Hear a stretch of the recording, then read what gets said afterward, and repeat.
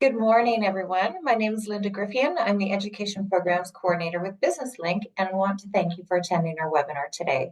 At BusinessLink, we are honored to provide services to all entrepreneurs and specialty services to our immigrant and Indigenous entrepreneurs. We are inclusive in our cultural understanding and awareness of the histories of our country. With that, we will start this event with a land acknowledgement to recognize all of Alberta. BusinessLink acknowledges and respects that we are on traditional land, meeting grounds, territories, gathering places, and traveling routes of Treaty 4, 6, 7, 8, and 10, and the home to many First Nation, Métis, and Inuit people. In the spirit of reconciliation, we acknowledge the lands of those who've come before us, reside here now and in the future. Thanks for hopping aboard today. Darren Lazubski with Statistics Canada will be presenting Mapping the Future of Canadian Business. If you would like to ask a question during the webinar, please click on the Q&A in the meeting controls at the bottom of your screen and type in a message in the question box. So that's how we get some of the questions answered. What will happen is if you type in your question, either myself or my cohort here, Julian, from behind the scenes at BusinessLink, will be interrupting and asking questions throughout this session. We encourage you to participate by asking questions. This is your hour of time as well. And just to give you a side note as well for some housekeeping, we are recording this session. It will be posted on the BusinessLink YouTube channel within the next 2 to 3 business days. You do not receive PowerPoints or slides or anything else from our presentations here at BusinessLink. But when we bring in speakers, we do encourage you to check out past presentations and the one you may have attended today as well by popping onto our YouTube channel. So without any more intro, Darren, I'm going to ask you to take it away and thank you for presenting today. Thank you, Linda. Thank you, Julian. Hello, everyone. Welcome. Bonjour tout le monde. Bienvenue. Before I begin, I'd just like to actually acknowledge I have a couple of colleagues that are on the call that are helping, and I'll do a quick land acknowledgement, but I would like to ask my colleagues from Vancouver if they would, and as my colleague in Vancouver, if they would like to just quickly say hello. Thank you, Darren, and thank you everyone joining the sessions Mapping the Future of Canadian Business. My name is Desiree Aint. I'm located in Vancouver. I'm with the Vancouver Data Service Center. As Darren mentioned, before the session start, I'm so grateful to be able to join the sessions from the beautiful and ceded territory of Musqueam, Squamish, and Tsleil-Waututh nations. And I'm going to pass on the floor to my colleague Laszlo. He is in Winnipeg. Laszlo, over to you. Hi, everybody. My name is Laszlo Tamizer. I'm one of the new consulting analysts with Statistics Canada, and I hope you find this this workshop really informative, and I hope you enjoy it. Thank you, Laszlo. Thank you, Desiree. As Laszlo and I are both joining you today from Winnipeg. So in the spirit of reconciliation, we're joining you from Treaty 1 territory. So we wanted to make sure we acknowledge that as well. So thank you for joining us today. I'm really looking forward to having the discussion with you.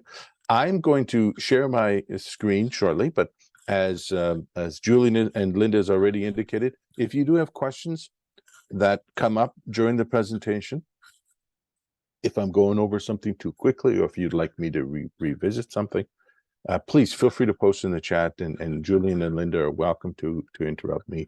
As well as Linda's already suggested, our philosophy is this is your session. We would like you to get as much from it as possible.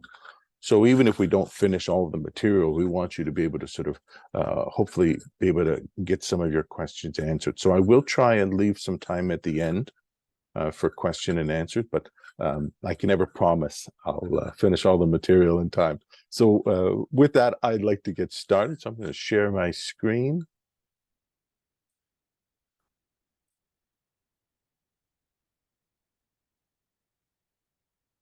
And if somebody can just confirm, if someone can just confirm that you're able to see the slides, please. You can see it. Everything's good? Okay. So the session today we're talking about sort of mapping the future of business. And so there are a whole host of different data sets that can be extremely useful for doing some of that sort of looking towards the future aspect and work. We're going to focus on a particular data set that is relatively new to Statistics Canada, that works in conjunction with many of the other data sets that we have on business data and trade and things of that nature. So I'm going to spend some time talking a little bit about the Canadian Survey and Business Conditions. Before I do, though, I just want to take a few moments to sort of talk a little bit about Statistics Canada and our role as the National Statistical Agency. So for many of you, you may be familiar with Statistics Canada and what we do. We're always glad to do these presentations because part of our job is to provide good Canadians with good, reliable, objective information. And that's part of our mandate and outlined in the Statistics Act. But we're also asked to build statistical or data literacy and statistical capacity. And so we're always open to engaging with our data users to make sure that people are familiar and aware of the nature and the depth and the breadth of the data that we have, as well as how to find and access it. So as I said today, I'm going to focus on a particular data set, but just to let everyone know, there are hundreds of other data sets we would encourage you to be familiar with. You know, we have over 400 active surveys on a whole host of different topics. So for those who are new to Statistics Canada, I sort of encourage you to come to the Statistics Canada's website, to follow up with myself or my colleagues if you have questions after, and we'll try and help you sort of along that journey of becoming more conversant with the type of data that we have. And again, data is crucially important in terms of having good, reliable, objective information. It's crucially important. And it's really helpful that we have data that also allows us to sort of get a sense of looking at the tea leaves in the future in terms of what's likely to happen. So just wanted to remind people that this is data that's your data. We want you to take advantage and use it to the greatest extent possible. As my colleague Desiree always likes to joke that on Statistics Canada's website, that data is available 24/7. So please feel free to explore and to make use of it. So that's a quick introduction to our role as the National Statistical Agency. I want to spend just a few moments talking a little bit about some of the objectives, the learning objectives of this session. I've already alluded to the fact that one of the objectives is to introduce you to what is not necessarily a new survey. It's a survey that we'll talk a little bit about its history, but it's becoming a little bit more of a standard data set within Statistics Canada, and that is the Survey in Canadian Business Conditions. We'll talk about sort of how this data set emerged and grew out of the data needs of COVID, and couple that with the recognition that Statistics Canada is trying to advance a disaggregate data plan. So we're trying to make data at more disaggregate levels, more specific populations, available to more and more people. And this survey is one of the steps in doing that.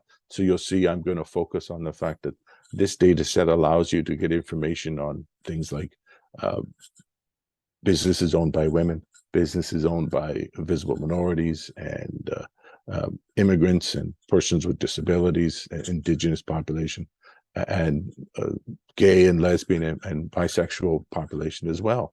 So this is a really important survey to help us advance some of our disaggregate data objectives and goals.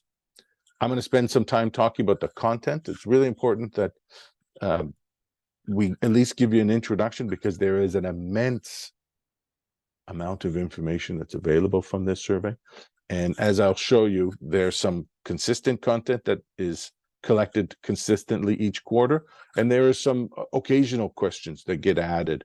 And so I want to draw your attention to that content that's associated with this survey. And then I'm going to spend just a few moments talking about just highlighting some of the data. We've incorporated some Alberta specific examples just to sort of pique your curiosity for those who haven't had a chance to work with this data, just to pique your curiosity in terms of what you could do with this information. And this is just the tip of the iceberg with respect to what the data what you'll be able to glean from the data set. So that's sort of the objectives, the learning objectives for today's session. As I've said, I've alluded to the sort of the evolution of this survey, particular survey, the Canadian Survey on Business Conditions, as a survey that is relatively new. So Statistics Canada, for those who are familiar, we have several data sets that allow us to quantify business conditions. How many businesses are there? We have the business registry and things of that nature. And that's really important information because it allows us to assess the number and the nature and the type of businesses that are being conducted in Canada. But during COVID, we recognized that we needed more timely data on some of the impacts COVID was having on businesses. So this survey emerged from that. It started initially as in conjunction with the Canadian Chamber of Commerce, and it started really as a crowdsourcing initiative. It wasn't a survey based on rigorous statistical methods and procedures and things of that nature. It has evolved to that, but it was originally just a means for us to get timely, relevant data to assess the impact of the pandemic. That was in 2020. Now the survey has established itself as one of the most important surveys, in my opinion, that we do, and there's this sort of overwhelming use of the data, and people recognize the value of it. So we are trying to make a greater effort to ensure that people are familiar with what people can do with this data set. So that's sort of the background of how this evolved. The goal or the objective is to sort of provide a pulse on the conditions and sort of expectations that businesses are having, and to do it in a timely manner. So the data is collected and reported in a quarterly fashion. One of the interesting things about this survey that is slightly different than some of the other data sets is that it goes more to the qualitative aspect. As I've alluded to, many of our data sets are quantitative in nature. They'll tell you how many businesses there are, how many in particular industries, what's the size and range of employees and things of that nature. And that's crucially important. But rarely do they get into some of the qualitative aspects that allow us to sort of map the future of where businesses are anticipating they're going.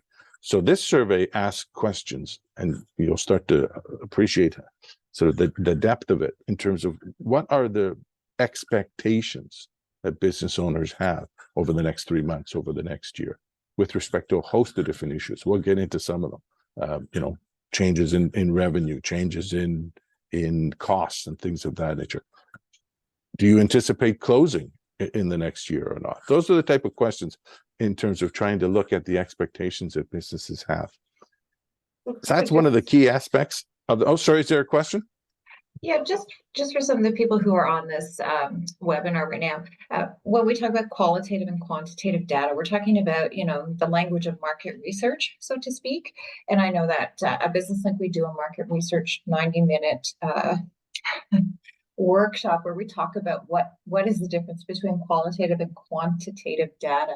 So a lot of what Darren is telling you is that basically Statistics Canada takes a lot of data and puts it into numbers and ratios and the hard kind of details like that, but that this is one particular case where you're getting more of the touchy-feely stuff out of Stats Can.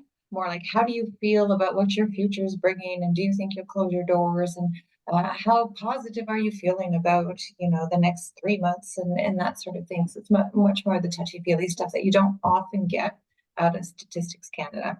Sorry, Darren, I thought I would clarify that because some folks on this call may or may not understand those 2 points. No, thank you, Linda. Thank you for clarifying. Again, I'm sort of coming from I'll try not to turn this into a research methods class. So if I'm using terminology that may not be clear, yeah, please feel free to interject. But just think about quantitative information is information that can be quantified, measured.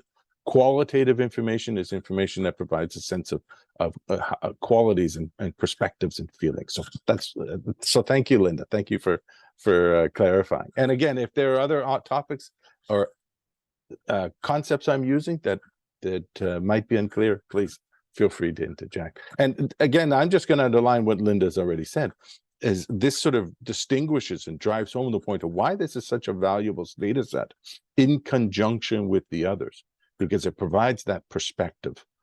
I used to have a professor in graduate school who talked about statistics add some texture to our understanding, but you still need to have that sort of real sort of understanding of how they're playing out and things of that nature.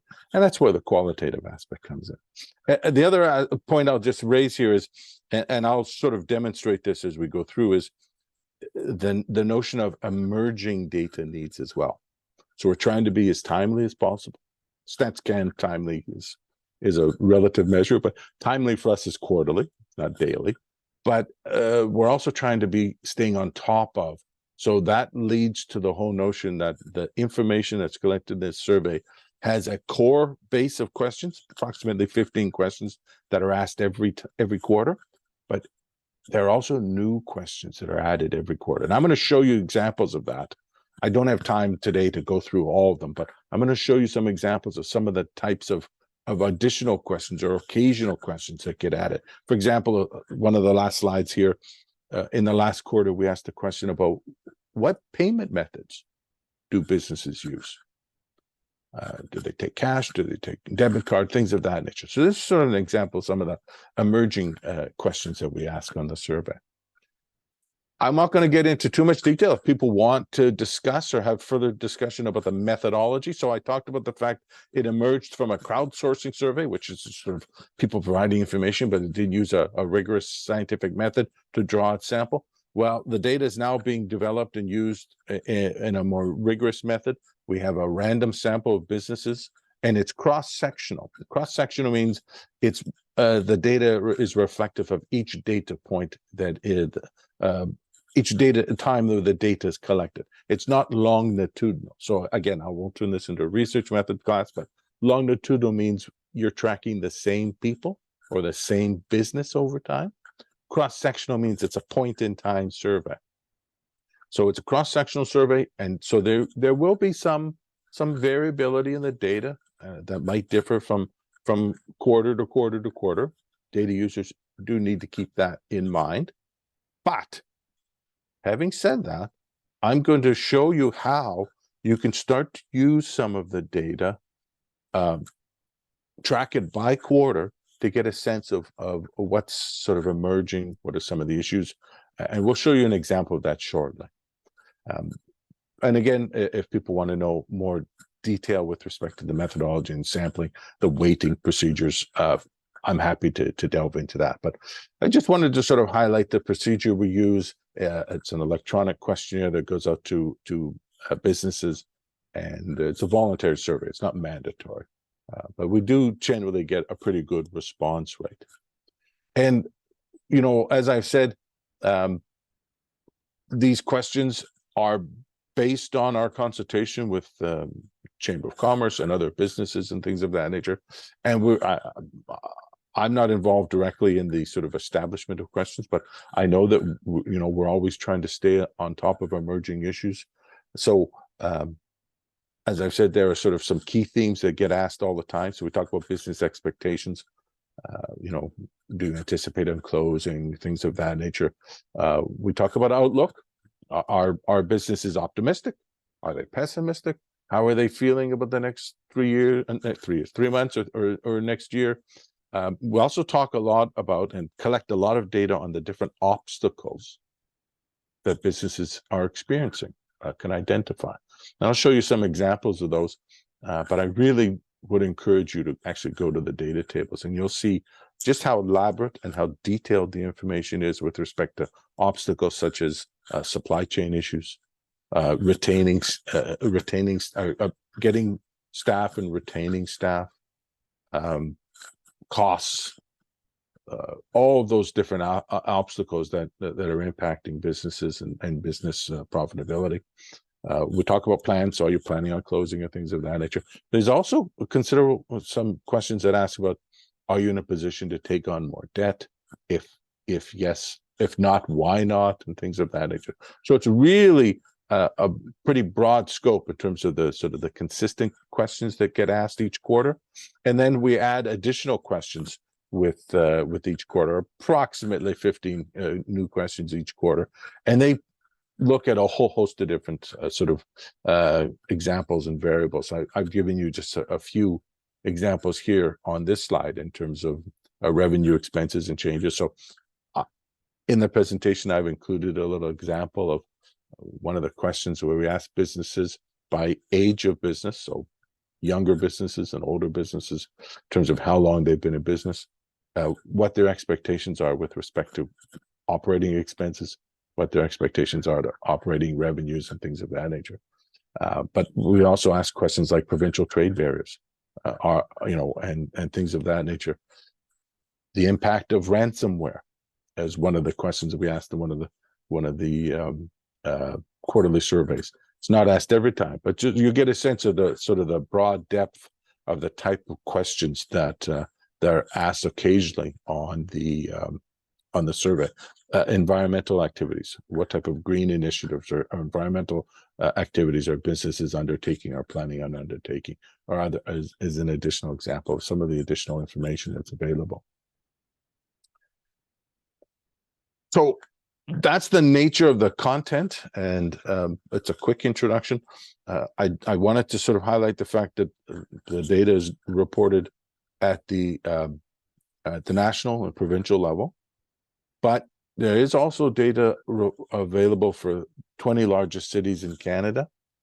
And so data for Calgary and Edmonton, for example, there is data available. It can be requested. So you can get similar data than what I've shown you here.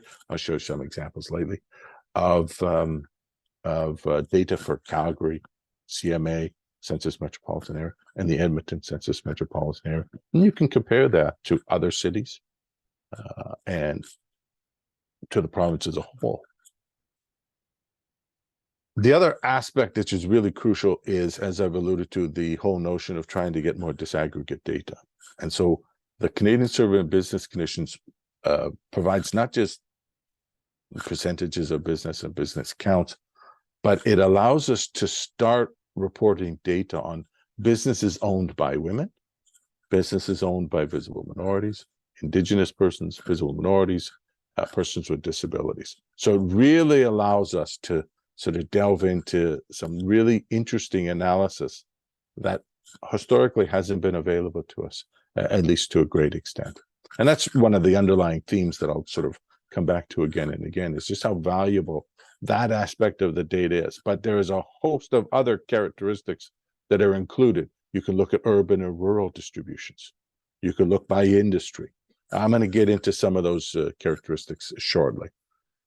But we just wanted to sort of drive home the nature of the data that's available from this survey. So with that, I don't know if there's any questions. We've given you a good introduction to what you can do with, or what's available from the data. Now let's look at what you can actually do with the data that's available from the survey. And if there are questions at this point, please feel free to interject. But let's talk about how we can use this information to our advantage, what we can glean from it. I've included some examples from, there is data for the fourth quarter that did just get released last month, but I haven't had time to update everything on this slide. So you notice much of the data that is going to be included here is going to be reflective of the third quarter of 2023, as well as some historical trends. But we can just look at, in terms of business expectations as a starting point. That's one of the sort of the most common questions people look at in terms of what are some of the obstacles and expectations that businesses are encountering. So the data from the third quarter of 2023, this is from national perspective. You can look for Alberta as a whole in terms of over the next 3 months, more than half of businesses expect inflation to be an obstacle. You can look to see how that question of inflation has changed over time through the data. Questions about profitability. Do we expect it to increase? Do we expect it to decline? Do we expect it to remain unchanged? About half of businesses in Canada in the third quarter indicated that they expected profitability to be relatively unchanged. Whether that's good or bad, that's not StatsCan's job to interpret, but we're giving you the data to try and assess how businesses are faring. And you know, there are a whole host of other things. So these are just some examples of what is emerging from the data. And we wanted to sort of highlight just the detail that you can pull or you can find. So I'm going to spend a few moments talking about the characteristics that are included. And then I just want to remind people, whenever I mention the different characteristics, each of these characteristics means that the data on expectations and obstacles and you know, debt capacity and plans and things of that nature, all of those variables are going to be able to be answered for each of these characteristics. So when I talk about debt capacity or the ability, are you planning on closing in the next 3 months? We can look to see how each one of these characteristics is reflected in the data. So we have data by industry. So if you're interested in looking at how different industries in Alberta are faring, what their expectations are, what their plans are, how optimistic they are, you can look to see how optimistic people in the agriculture, forestry, fishing and hunting industry are, how optimistic they are compared to people in accommodation and food services, for example. So we can look to see how the different industrial activities differ with respect to expectations and optimism. That's one aspect of the data that can be really, really telling. And that's some of the characteristics that are available. But in addition to that, we also have data that allows us, and I've actually had some discussions with people from Alberta who deal particularly with nonprofit organizations. And the data in the survey provides some, the data from the survey provides an opportunity to assess how nonprofit organizations, as well as for-profit businesses, are faring with respect to expectations and optimism and things of that nature. So the data is reported by government agencies, private sector businesses, and nonprofit. So there's a wrinkle within the data that's oftentimes not readily available from other data sources. And of course, one of the key aspects is that the data allows us to look at businesses by majority ownership. So again, this is getting into an avenue where we historically didn't have as much data available. So we can look to see how many businesses are owned by women, how many businesses are owned by First Nations, Métis or Inuit, and Indigenous population, or immigrants to Canada and things of that nature. And I just want to show you a little example in terms of, and visible minority population and members of the LGBTQ community. So some really new data that's we want people to be familiar with, it is available out there for you to understand. I just want to draw people's attention before I show you an example. When I talk about visible minority, this is data that sort of reflects, based on the Employment Equity Act, different visible minorities or racialized population. And we can look at details, but oftentimes the details may not necessarily be available. Remember, it is a sample survey. So even though the data is available for specific racialized groups or visible minority groups, the data may not necessarily be available, particularly for Calgary, Edmonton, and things of that nature. So just want to draw data users' attention to some of the limitations in the data, while I'm sort of also exposing or highlighting how valuable this data can be. So here's just an example of, if we wanted to look at data from the third quarter of 2023. And I've included example for Canada, Alberta, the Calgary Census Metropolitan Area, and the Edmonton Census Metropolitan Area. And so this survey allows us to look to see, what's the percentage of businesses that are owned by immigrants to Canada in Calgary as opposed to Edmonton, persons with disabilities or First Nations and Indigenous population, or visible minorities. So that's one key aspect of the data we just wanted to drive home as an example. This is just tip of the iceberg of what you can do with the data from this survey.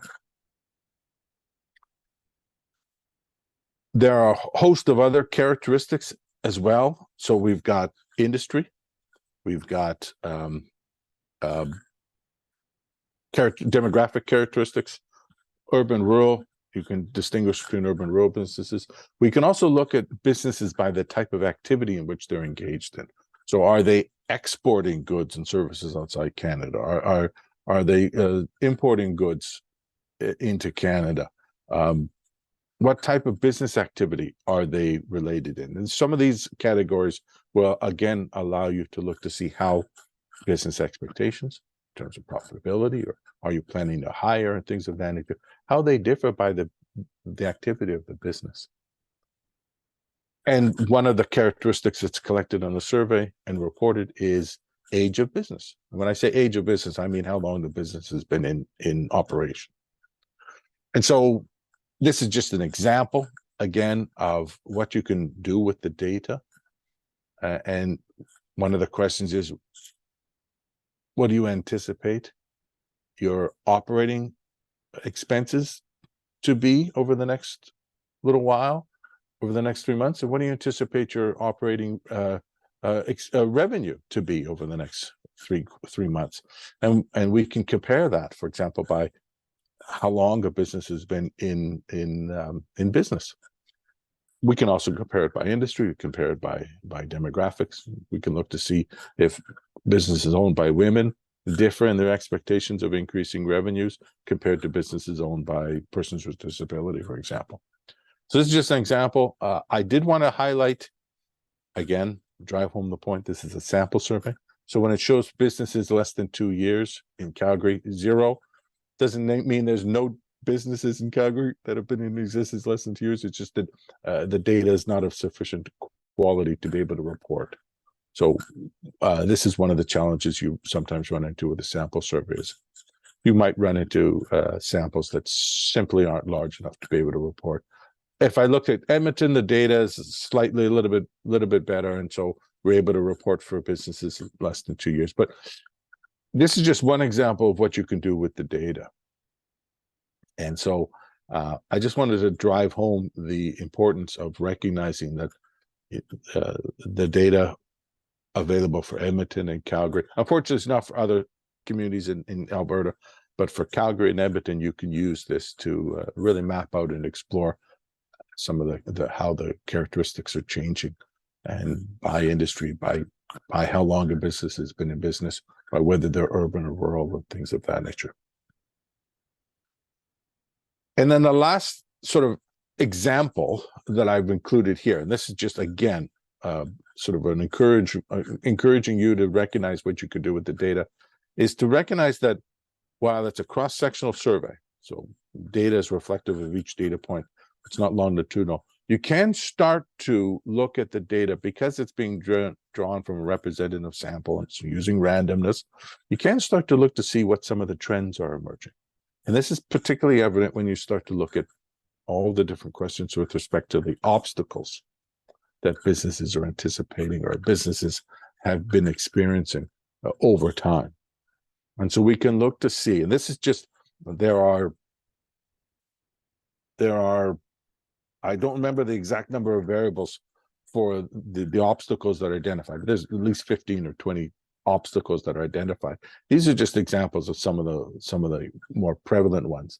But we can look to see how things like recruiting skilled staff, skilled employees, how those obstacles have changed over time, or difficulty in accessing products from outside Canada, fluctuations in consumer demand, transportation costs, consumer price and interest costs, and things of that nature.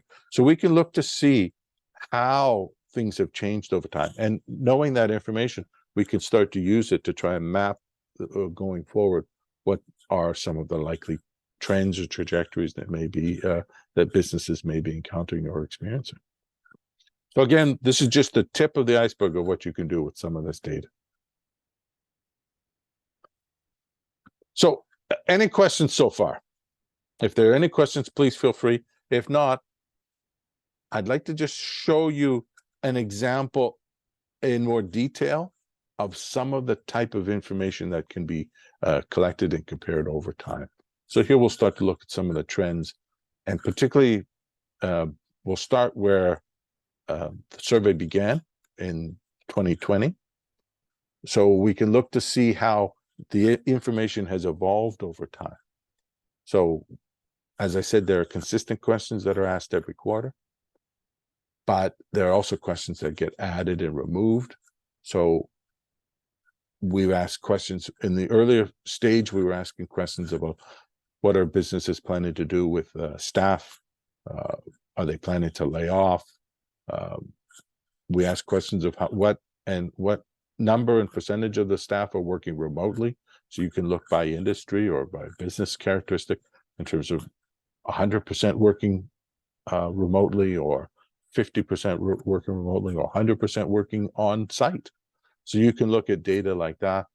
And as I said, you can look at to track how businesses are reporting in terms of business liquidity. Can they take on more debt? What are some of the challenges that they are experiencing with respect to why they can't take on more debt and things of that nature? So that's sort of the beginning of the data set. So I've used the third quarter from each year to show you examples of just the nature and the type of data that is available from the survey.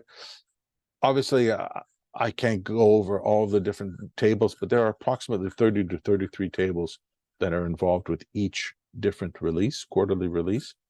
So if anything else, I'm just trying to underline how much information is available from this survey. In fact, just as an aside, this is not part of my notes, but I was doing a presentation yesterday, and we were asked a question about, does Statistics Canada collect data on the number of businesses by how many applicants they're getting for jobs? And we don't, or at least I'm not familiar with the data set. But one of the questions on the survey does ask about a percentage of skilled employees that you're getting for job applications and things of that nature. So it's really a wide breadth of the sort of type of information that's collected on this survey. If we go to the third quarter of 2023, we start to see some of the similar questions, but we're also able to show an example of when we talk about outlook. What are a business's outlook over the next 12 months? Are they really pessimistic about the future? Are they really optimistic about the future? What are some of those sort of characteristics that might be reflected in how businesses are feeling about the next year? Again, we ask questions like, are you planning to expand? Are you planning to hire staff? Are you planning to reduce your number of staff and things of that nature? Are you planning to sell or close the business? That's one of the questions that are asked on the survey. So we can look to see by industry or by demographic characteristics who might be facing some of the more difficult challenges and thinking about closing over the next little while or next year. 2023 third quarter of 2022, we start to see some of the evolution of the data. So we started to collect data on things like supply chain issues. Of course, this is a challenge that many businesses are experiencing during COVID and things of that nature, but also questions about interprovincial trade. I sort of showed you an example of some of the questions that are occasionally asked. So we're asking questions on businesses and whether they directly export or import goods to services from British Columbia or from Alberta or to Alberta and things of that nature. So you can start to use the data to assess some of that. You can look at issues of labor, expecting to recruit staff or challenges in recruiting staff. Those are sort of recurring themes. Expectations are recurring themes. Supply chain issues and how that's changed over time. The data allows you to look at some of those questions. And then, of course, just the third quarter results from, as I've alluded to, in terms of some of the other different type of data. So in the third quarter of 2023, we introduced a question about environmental practices. Do you have at least one environmental practice in place? And you can compare that by businesses and things of that nature. as well as a host of other considerations. And just the last example that I wanted to show, even though, I mean, I could go on for an hour talking about all the different variables, is, as I alluded to earlier, also one of the questions asked in the third quarter 2023 was we're asking questions of businesses in terms of payment methods that our businesses are using, in terms of what different payment methods are characteristic of different industries, for example, and by industry size. So we can look at not just age of business, but by industry range of employees, less than 20 employees, 5 to 99, 100 employees, 100 or more. So that is a quick introduction to the data, the content, the methods that are associated with Canadian Survey on Business Conditions. I just wanted to sort of, we're talking about mapping or looking forward. So data from fourth quarter 2023 was released last month. As I said, this is a quarterly survey. So we're in the process. I'm not exact. I can't give you specifics because I can't promise, but we're in the process of collecting the data for the first quarter of 2024. And that data should be available sometime relatively soon. So feel free to reach out to us. Feel free to watch Statistics Canada's daily for future releases from the Canadian Survey on Business Condition. And I hope that we've encouraged you to sort of explore this data set further. So with, I always forget. Thank goodness I have my slides because I don't have it in my notes. I always have to be reminded that if there are sort of specific data that you might need or might want that's not necessarily available from the public tables, we can explore custom requests. Statistics Canada can do custom requests. We might be able to get data for smaller levels of geography. Again, it's all relevant with respect to data quality and sample size. But we can look at sort of custom requests on a case-by-case basis. So you can reach out to myself, or you can reach out to any of your colleagues in Alberta, consulting analysts who work with clients in Alberta, and we'd be happy to help answer your questions and see whether a custom request is possible. So I always forget to remind people that those options are available with respect to StatsCan. So we've got here on the side. So we might be able to, for example, do a Northern Alberta as a custom geography, depending on what the sample size. Again, the data is available urban, rural, but we may be able to do some further refinements with respect to that and things of that nature. So just keep that in mind if the data that's available publicly. I hope that does meet your needs, but if it's available publicly that doesn't, you can always reach out to Statistics Canada. So with that, if you have questions, you're welcome to send a note to InfoStats, our generic email address, and they'll be in a position to assign it or pass the questions on to the appropriate consulting analyst. But you're also welcome to reach out to myself and to colleagues that are on this call today, and we'll be happy to help answer any questions. With that, I always play it by ear in terms of how much time I have available, but I would like to, as I said, I would like to make sure I leave time for questions. So we do have additional data with respect to some of the earlier results and just sort of examples of how detailed the data can get. Some of the earlier data focused on COVID and the impact on businesses and small businesses and things of that nature. Particular focus on industries owned by women or visible minorities. So again, the data allows you to sort of explore in more detail those specific questions. And these are just examples of how the data has evolved over time. So I'm not going to spend a lot of time because I do want to open the floor for questions. So any questions at this point? Yes, and I'm just going to be asked to log in here. Sorry, I'm having So- trouble hearing you, Linda. Hi, Darren. I have a Ah. couple of questions for you. Yes. So I'm a business owner. I'm looking at this survey. Mhm. What are some of the things that maybe I would want to see as a business owner? Maybe I'll put it out to the crowd. Let's crowdsource this question. So anyone who's got a burning question about the future in their industry, first of all, does anyone know what their NAICS code is? And maybe want to throw that into the Q&A, and maybe we can gather just a bit of information on how positive or how optimistic is this industry feeling? What are the challenges they're feeling? That sort of thing. So I don't know if anyone here is in the restaurant business, or I know there's lots of challenges happening there now with the CEBA loan repayments and everything else. So we have some challenges there.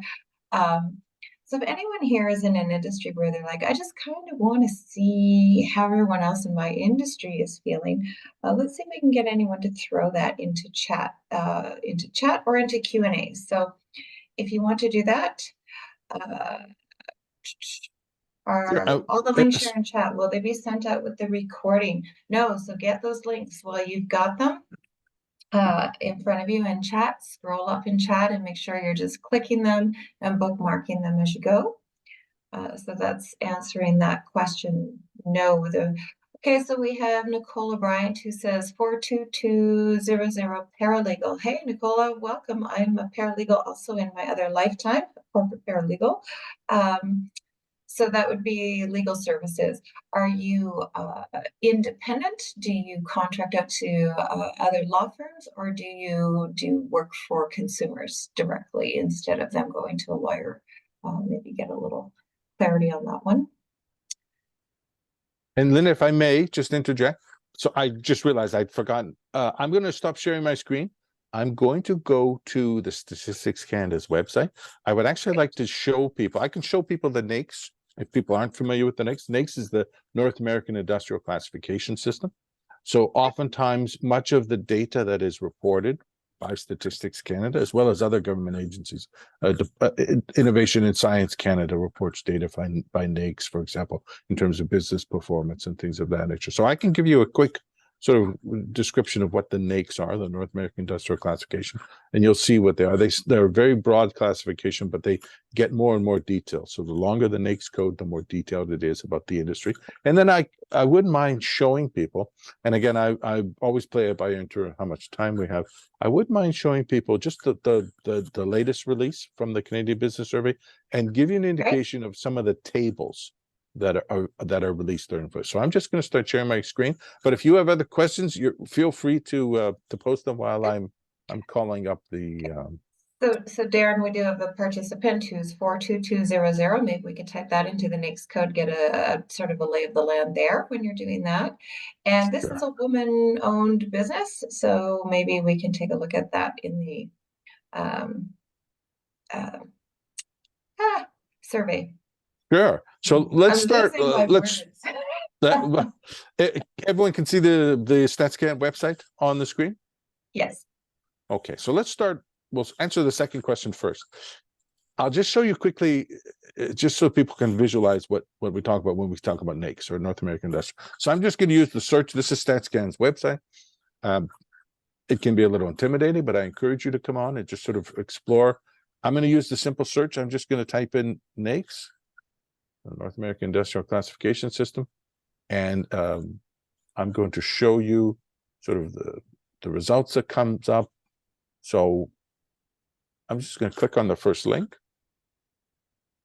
and it should take you to the homepage, or the description of the NAICS. So these are the standardization of how Canada, Mexico, the United States standardize and describe the different industrial activities that take place.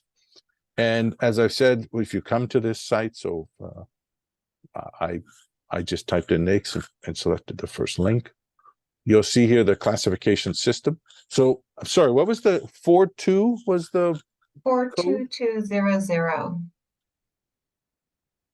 So that's the NAICS code. So what type of activity was it? A business? It is paralegal, so Paralegal. So legal assistant, paralegal, legal services. Oh, Apparently, Desiree has indicated it's being comprised in NAICS at 541190. 541. That makes Okay. more sense. Yeah. Yes. So 541. 541. So you'll see here the 2-digit NAICS is a very broad classification. If I click on 541, so 54 will be the broad classification. If I click on that, it's now going to take me to a little bit more detailed description. And as I said, the longer the NAICS code, the more detailed the information. If I click on 541, it's going to take me to an even broader description of the different characteristics that are included. It will also give you it will also describe what exactly is being characterized in terms of the different industry codes. So 5411 legal services. So if I click on that one, it'll take me to even further additional information, and Office of Lawyers, notary services. And if I wanted to click, so if people were following along, you can click on definitions, so there's a little tab, and it will basically describe what's comprised within that sort of industry characterization. There's often even examples of what type of activity and things of that nature. So that's the NAICS code. And I didn't go into in this session. We do have other sessions where we talk about accessing business data from Statistics Canada, and we do spend a little time talking about NAICS, just because much of the data that is reported by Statistics Canada and other agencies use NAICS codes. So being familiar with NAICS codes is just like that basic foundational knowledge. So when you see a NAICS code of 5411, doesn't necessarily have to mean a lot to you, but you just need to understand what it's referring to. And being familiar with which NAICS code your activity is classified under can be really useful if you're starting to look for information. So think about which activity you might be classified under. So that's NAICS. That's a very quick. Sorry, go ahead, Len. And one of the things we do if you take the Business Link 90-minute market research workshop with us is we talk about NAICS code and how you can use your NAICS code to find lots and lots of data about your particular industry, including things like financial ratios and all sorts of information that's relevant to you, so that you understand, am I comparatively to my competitors, am I paying the same percentage of my income towards office fees and employees, and is my overhead sort of similar, is my income sort of similar, that sort of thing. It allows you to do that. So your NAICS code is super important, but I guess it's also going to get us into the survey as well a little bit deeper. Yes. Yes, so there is data on financial performance that is reported by NAICS. Industry Innovation and Science Canada reports that data. So yeah, it's a really useful point. I'm just going to go to the homepage again, just sort of walk people through. People who are not familiar with StatsCan's website, because I'm just going to go back to the homepage. So we're back to the homepage again, and I'm just going to use the search function, and I'm going to look up Canadian survey on business conditions, and I just want to show you the latest release and give you a quick sort of indication of the nature and the type of data that's available. So if I click on the,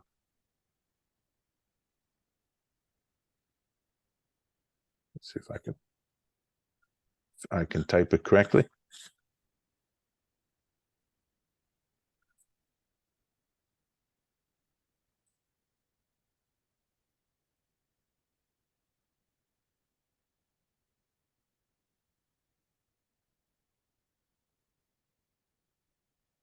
Here we go. So I'm just going to go to the most recent release. So you'll see here it says the daily. Daily is Statistics Canada's daily newsletter. It's our avenue from which we release our data from.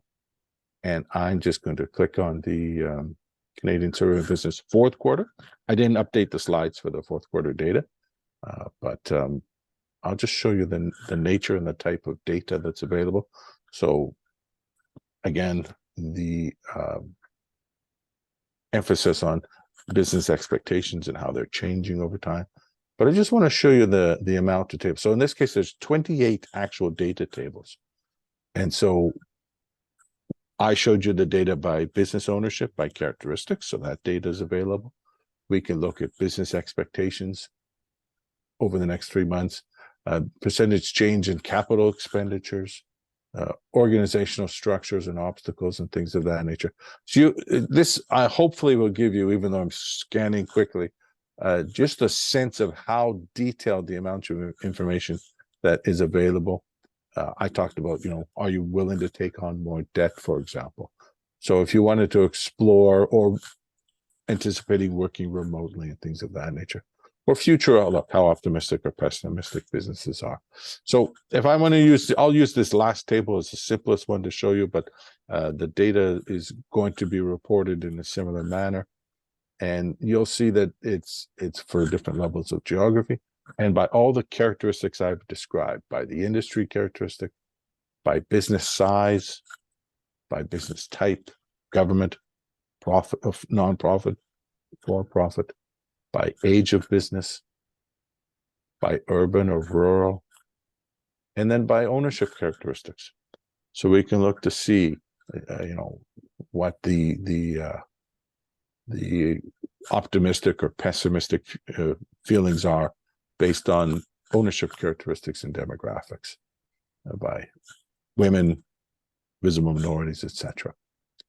And then by the nature of the activity that the business is conducting. So export, import, things of that nature. So that's sort of the example of what the individual data tables show by these varied characteristics, and then just by whether the variable in terms of ability to take on debt, optimistic, things of that nature. So that's a very quick introduction to the nature and the type of data that's available from the survey. In this case, as I said, 28 individual tables. I'm encouraging all of you to explore. Any questions on that? Yeah, I guess for me, maybe not so much a question, but sort of a wrap-up piece here is basically depending on the industry you're in, your economic outlook for you is going to look different. Just so everyone knows, lots of interesting tables are being put into chat. So I'm going to leave this webinar open for a couple of minutes after we're done here at noon so people can grab those links by scrolling up in chat. And all you have to do is click them, keep them in your browser, and then bookmark them from there if they're of interest to you. But someone who is in one particular industry may be far more optimistic than someone who's in a different industry simply by the nature of the industry. Some industries do very, very well when times are tough, generally in the economy. Other industries don't do so well, generally in the economy when times are tough, and vice versa. Some industries do really poorly when the good times are rolling economically, and you're just not in the industry that benefits from that. This gives you a sense of how people in your industry are feeling and what that outlook is looking like. Gives you a chance to see, I am quite certain, and I've seen in our Q&A as well, we have someone who says to see the data for the first quarter with the CEBA and RRF due date coming tomorrow, how some of the responses will change. Yeah, I think that's a big industry to watch. Hospitality in general is a very finicky industry. I come from that background, and through the annals of time, that has been a finicky industry. It rides the highs, it rides the lows, and the margins are low. And boy, oh boy, has it ever had a rough ride the last 5 years. So for sure, I can imagine that what you're seeing coming out of that industry and those data sets is just completely different than what you might be seeing in the finance and insurance industries who are benefiting from all those high interest rates right now. So very different outlook from those types of industries. Wonderful.